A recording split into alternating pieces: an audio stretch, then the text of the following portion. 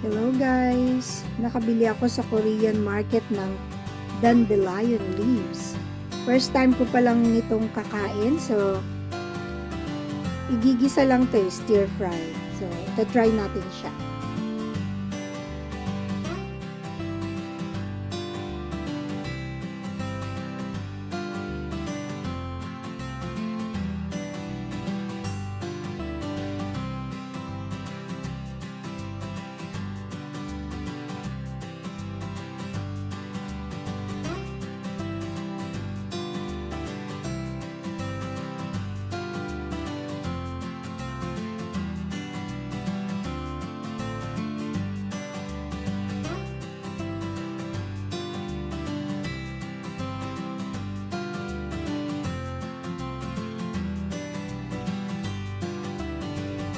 Taste test time, guys.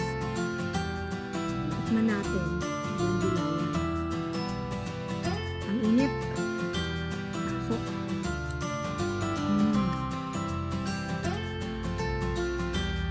Pasok ko.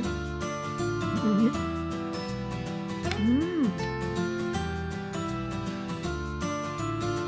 Masarap. Para din siyang pechay. Kaya lang mas marami ang nutrients siguro nito kasi mapakla siya. Mapait ng konti. Pero yung pait niya masarap.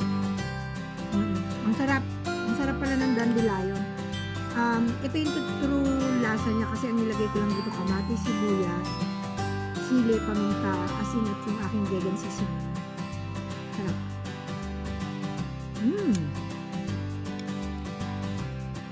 Sarap guys. Try nyo.